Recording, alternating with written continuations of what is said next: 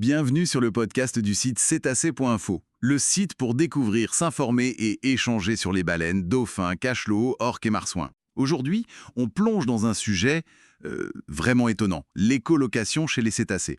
C'est cette capacité à voir avec le son, si on veut. Essentielle pour les cétacés à dents, les odontocètes, surtout dans les profondeurs sombres. On va explorer un peu ce mécanisme. Oui, bonjour. Alors, le principe de base, c'est assez simple en théorie. L'animal émet une onde sonore. Cette onde, elle part, elle rencontre quelque chose, une proie, un rocher, peu importe, et elle revient. C'est l'écho. Et en analysant cet écho, le temps qu'il met à revenir, comment il est modifié, l'animal obtient des informations. Sur la distance, la taille, la forme. C'est un peu comme un sonar de sous-marin alors. Exactement, c'est ça, un sonar biologique, mais avec une précision qui nous dépasse complètement. On parle de pouvoir détecter un objet, disons, de la taille d'une balle de golf à plusieurs centaines de mètres. C'est remarquable quand même.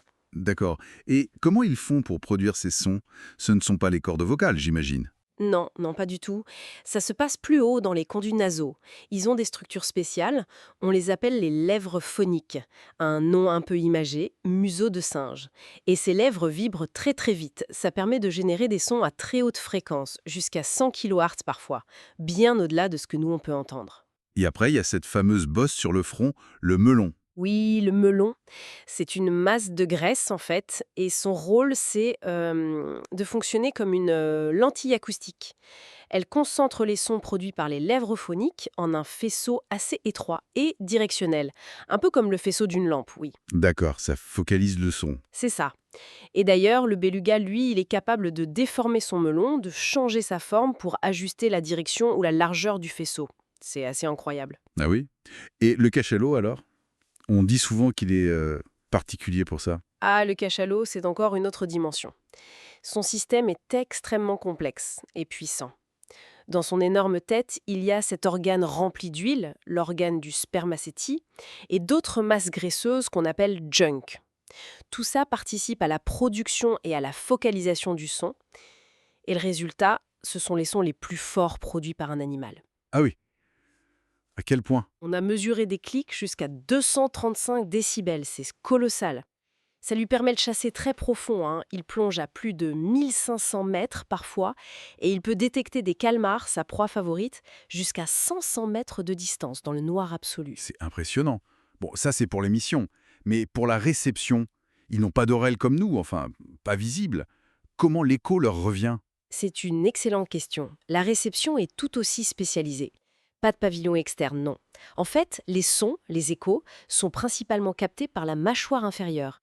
Il y a des canaux remplis d'un tissu adipeux, une graisse particulière. Par la mâchoire? Oui, cette graisse conduit très bien le son dans l'eau, beaucoup mieux clair, et elle achemine les vibrations directement vers l'oreille interne qui est protégée dans le crâne. C'est une adaptation parfaite au milieu aquatique. Ingénieux. Et ces sons qu'ils émettent, ces clics, ils sont comment?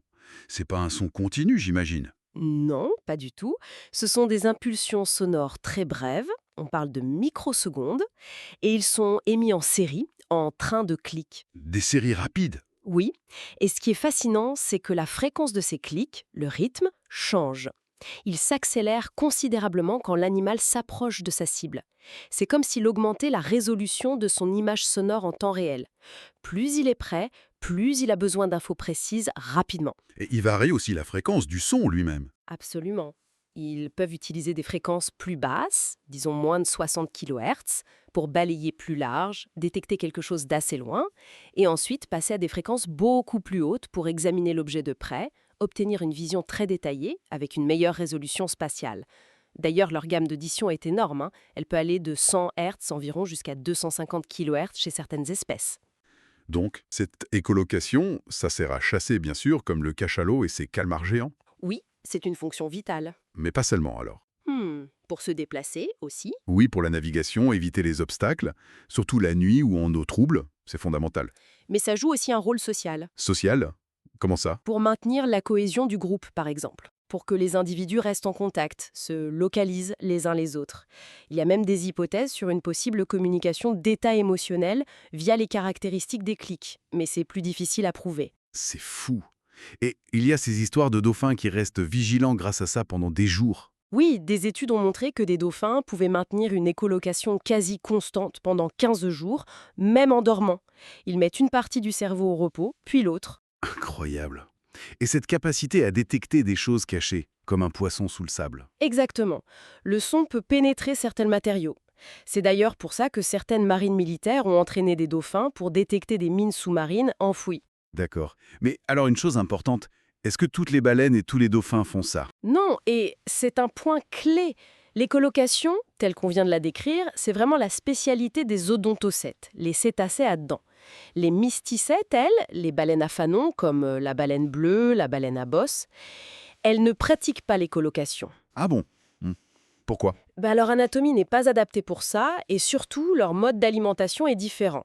Elles filtrent d'énormes quantités d'eau pour capturer du krill ou des petits poissons. Elles n'ont pas besoin de localiser une proie unique avec précision comme un dauphin ou un cachalot. Et elles communiquent comment alors sur de longues distances? Elles utilisent des sons, mais généralement de très basse fréquence, des infrasons parfois. Ces sons portent extrêmement loin sous l'eau et servent plutôt à la communication sociale, à la reproduction, à la coordination des migrations. C'est un autre usage du son. D'accord. Donc deux grandes stratégies très différentes chez les cétacés. Tout à fait. Et cette différence est importante, parce que la dépendance des odontocètes à l'écholocation les rend particulièrement sensibles à un problème majeur aujourd'hui. J'imagine que vous parliez du bruit généré par les activités humaines. Exactement. La pollution sonore sous-marine. C'est une menace sérieuse. Il y a les bruits très intenses et impulsifs, comme ceux des sonars militaires de forte puissance. Ils peuvent causer des dommages physiques directs à l'audition des cétacés, provoquer la panique, et on pense qu'ils sont liés à certains échouages massifs. C'est terrible. Oui. Mais il n'y a pas que ça. Il y a aussi le bruit de fond plus constant, généré par le trafic maritime intense, les activités d'exploration pétrolière et gazière avec les canons à air, la construction et le fonctionnement des parcs éoliens en mer. Tout ce bruit ambiant peut masquer les clics d'écholocation ou les signaux de communication. Ça perturbe leur capacité à trouver de la nourriture, à se repérer, à maintenir leurs liens sociaux. Ça affecte potentiellement tous les aspects de leur vie. Donc pour résumer un peu tout ça, l'écholocation, c'est vraiment une capacité sensorielle hors norme, propre aux cétacés à dents, un système super sophistiqué qui repose sur des adaptations anatomiques assez folles, comme le melon ou l'organe du cachalot, Oui. et qui est fondamental pour leur survie, que ce soit pour chasser, naviguer ou même interagir socialement. C'est tout à fait ça. Et il faut bien retenir cette différence fondamentale avec les baleines à fanon, les mysticètes, qui, elles, utilisent le son autrement. Et malheureusement, ce système d'écholocation si perfectionné est aussi très fragile face au brouhaha que nous faisons sous l'eau. C'est une adaptation évolutive absolument remarquable, mais qui a besoin de notre attention et de notre protection. Oui, ça nous rappelle à quel point d'autres formes d'intelligence sur cette planète perçoivent le monde d'une manière qui nous est presque inimaginable. Et ça pose la question, qu'est-ce que ça changerait pour nous si on pouvait voir avec le son? Merci pour votre écoute et retrouvez plus d'actualités sur cetacé.info et n'hésitez pas à vous abonner pour être alerté des prochains épisodes de notre discussion.